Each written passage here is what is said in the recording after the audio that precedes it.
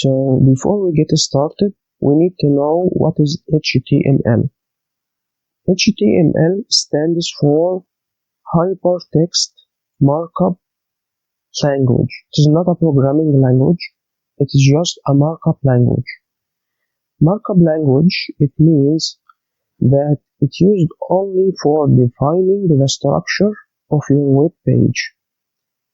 Defining the structure of your web page means, as you can see, it just says that here you have a heading, here you have a paragraph, here you have an image, here you have a table, here you have a line, here you have a list, here you have a form. It doesn't look like a form right now, but later on you will find that it's actually a form. Okay, so don't get surprised. So HTML, we just use it in order to defining the structure of our web page. Sometimes you will find it's written like HTML5.